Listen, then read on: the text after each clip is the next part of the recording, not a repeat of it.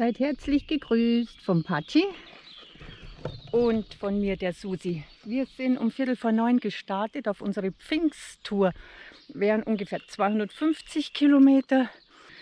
Wir fahren Richtung Donau. Wir wollen den Vilstal-Radweg endlich mal ganz, nein, den Labertal-Radweg endlich mal ganz fahren.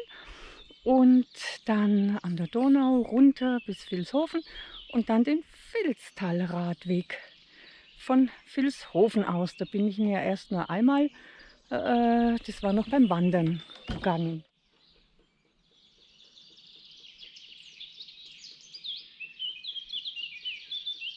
Muss eine Mönchsgrasmücke sein. Im Wald, da schallt's.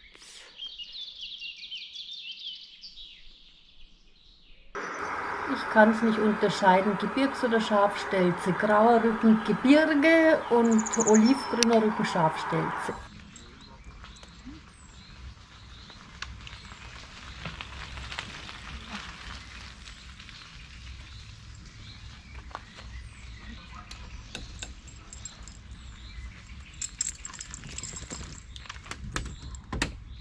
Er ist noch ein bisschen nass, weil er hat nämlich gerade gebadet und jetzt sind wir unten an der Isar.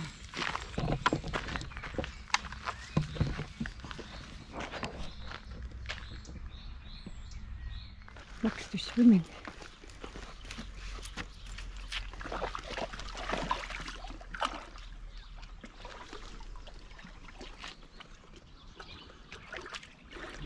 Bis zum Bauch. Er wird schon hintergehen, wenn er schwimmen wollte.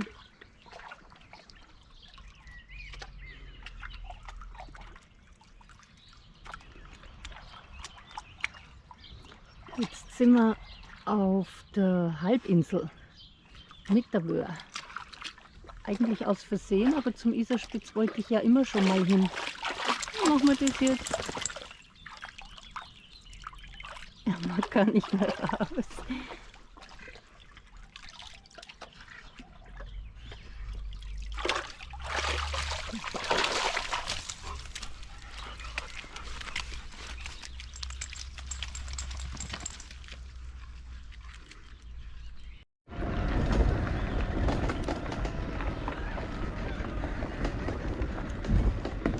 Und jetzt bin ich auch mal am Isarspitz. Immer wieder mal, wenn ich es von der anderen Seite sehe oder gesehen habe, dann wollte ich hin. Und jetzt kurz verfahren und schon sind wir da. Aber es ist ja so, es gibt die große und die kleine Isar und die fließen davon zusammen. Und gerade habe ich ein Pirol gehört.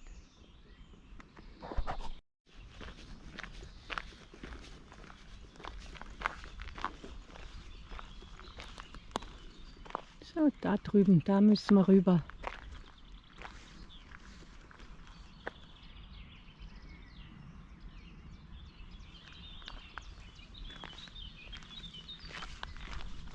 Das ist natürlich auch eine tolle Badestelle hier. Da könnte gut rein, der Patschi. Oh, Verzeihung. Gut, wir wissen's. Wir wissen's.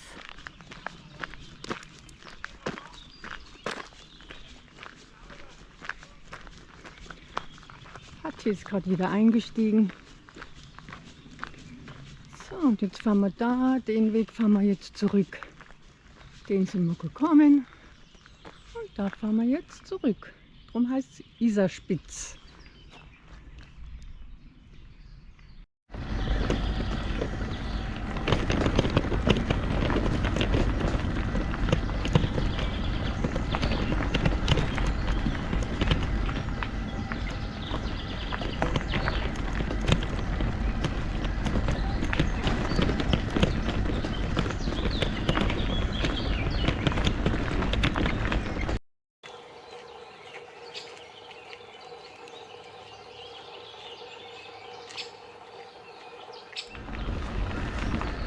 Geht so schön schattig im Auwald entlang.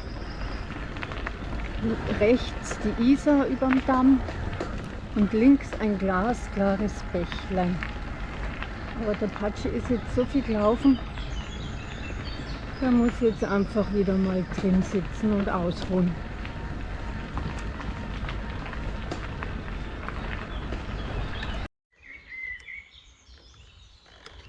Absteigen und mit Schiebehilfe kommen wir da schon auf.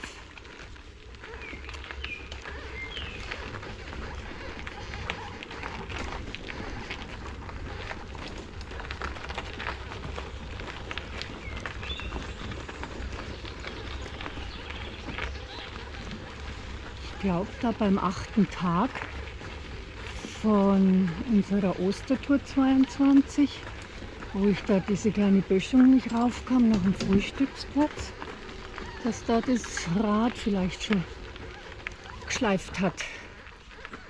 Und normalerweise dürfte es kein Problem gewesen sein. Gut, jetzt geht's da weiter. Raus aus dem Auwald. Jetzt geht's entlang der B15. Rechts Landshut, links Regensburg, geradeaus Altheim. Wir fahren so erstmal noch geradeaus Ergolding. Ich wollte in Unterunsbach wohnen. Ja, das ist die B15. Da geht es jetzt weiter Richtung Ergoldsbach und Richtung Neufahren. Und dahinter fängt dann der Labertal-Radweg an. Was werden es noch sein? 10 Kilometer. Hinauf und jetzt wieder hinunter geht's. Dürfte mal gleich in Ergoldsbach sein. Da geht der Radweg dann von der Straße weg. Es gibt auch noch so einen Schleichweg. Aber den habe ich jetzt irgendwie verpasst. Und das ist ja auch jetzt mal nur ein Hinbringer zum Labertal-Radweg. Neben uns die B15. Typisch, die Straße geht oben schnurstracks entlang und der Radweg erstmal bergab und drüben wieder bergauf. Mir fällt auf, dass überall die Wiesen so hoch stehen, dass die Bauern gar nicht mähen. Hier auch eine riesengroße Wiese. Ich meine, das ist ja schön für die ganzen Bodenbrüter.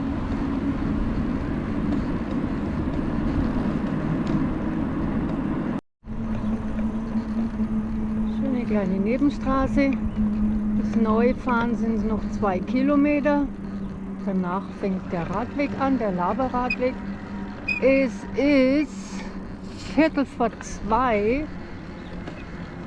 Das heißt, wir sind schon 5 Stunden unterwegs.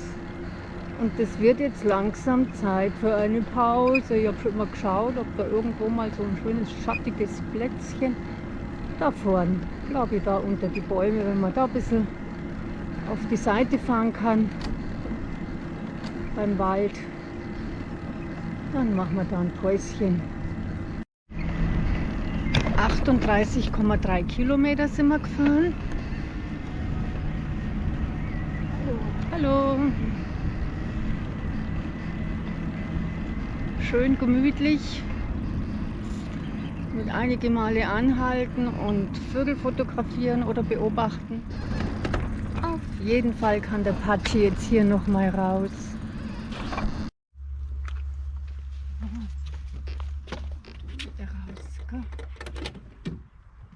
Da fährt nämlich überhaupt kein Auto, nur Radfahrer.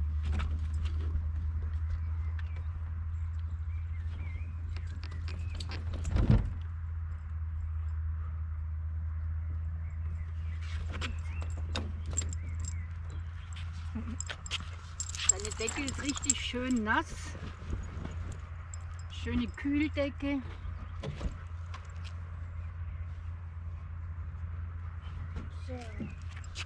Ihm ist ja immer zu warm.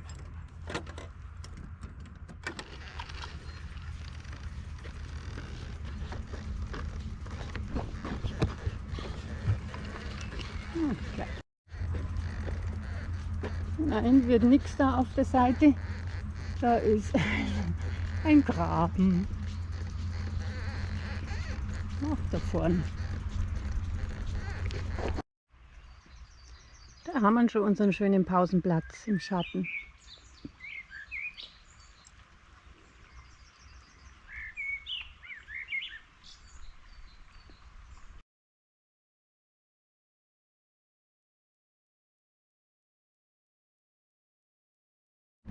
Da hinten oben ist das Mallersdorfer Kloster.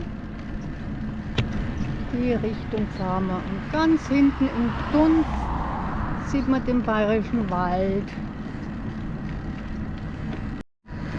Nein, durch Westen sind wir durch.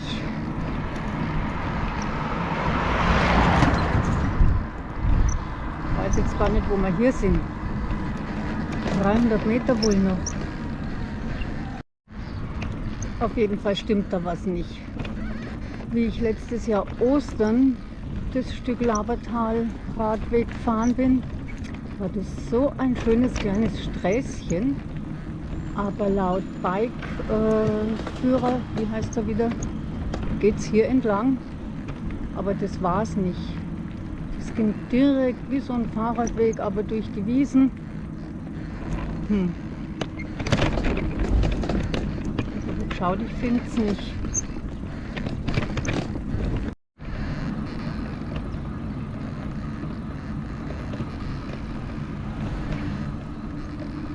Schaut eher nach Nebenstraße aus, aber es ist niemals der Weg, den ich gefahren bin.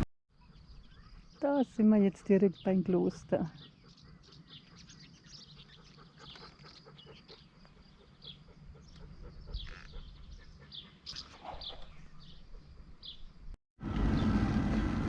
Jetzt hinter Mallersdorf wird es ein bisschen schöner.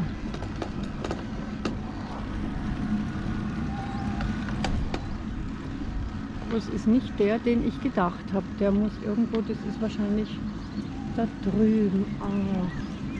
Wo ich mal übernachtet habe, die hätte ich gern besucht. Aber da komme ich jetzt nicht rüber. Das war irgendwo da drüben.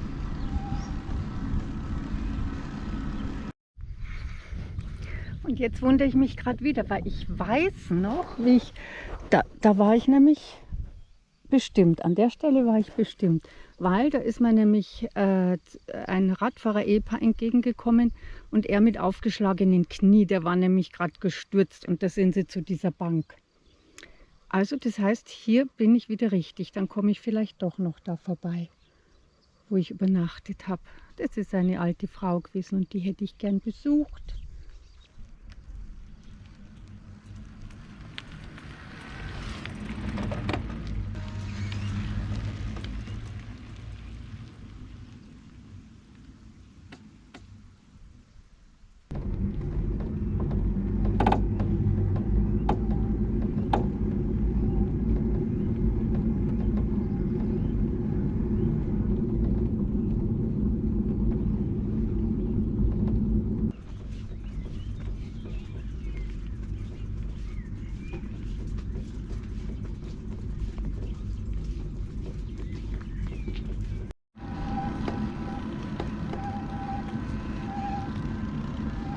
Kann ich mich wieder gar nicht erinnern an die eine Abzweigung schon. Okay, das letzte Mal war schon viel später und es war im April letztes Jahr. Es wurde natürlich schon viel früher dunkel.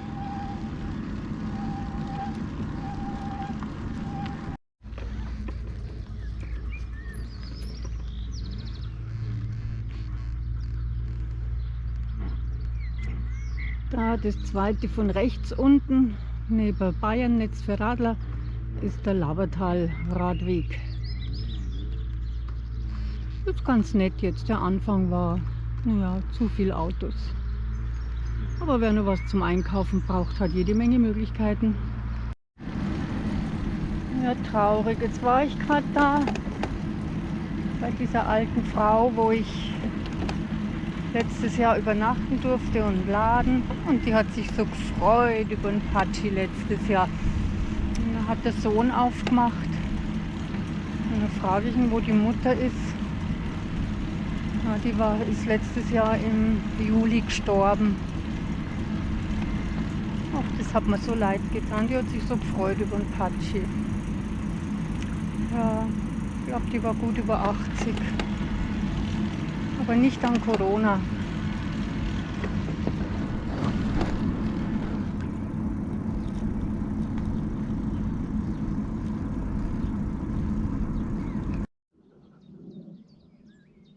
Diese traumhaft schöne Gegend. Lauter Mooswiese.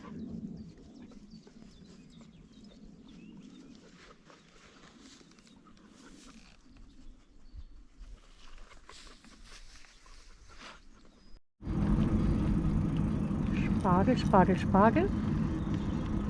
Den Kuckuck höre ich. Es ist 17:52 Uhr.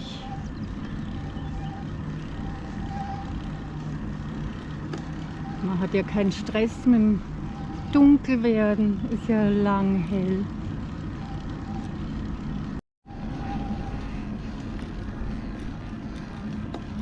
Hinten sieht man Bayerischen Wald. Also ich sehe ihn ganz deutlich. Ich denke, dass man es ein kleines bisschen im Film aussieht.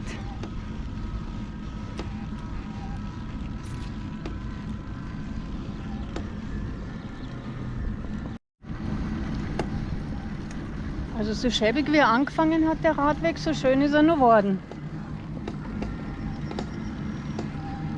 Und natürlich immer jede Menge nette Gespräche auf dem Weg. Wie soll es anders sein? Gerade wieder jemand mit Hund. Sonnenbrand, meine ich, habe ich auch schon gescheit. Gerade war ein Häschen im Kohl gesessen oder Rüben. Ja, und Vögel, Lerchenarten, Schafstelze oder Gebirgsstelze, ich weiß nicht, beim Vorbeifahren erkennt man das nicht so. Der Rückenkraus oder Oliv. Das erinnert mich wie so Bilder aus dem Murnauer Moos. So dieses, ist ja auch ein Moos hier, dieses weitläufige. Aber der Mais natürlich wieder.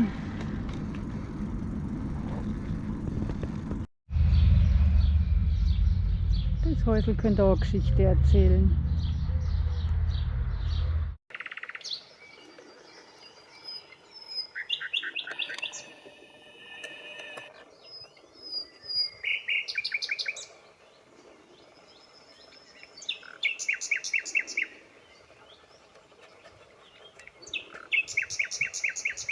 Leider sehe ich sie nicht, die Nachtigall. Ach, wie freue ich mich. Wie lange wünsche ich mir mal wieder eine Nachtigall zu hören.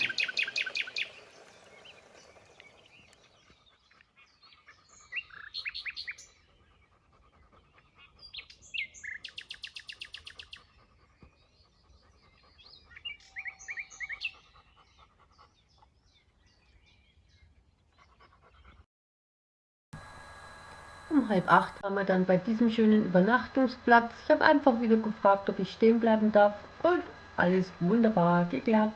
Vielen Dank!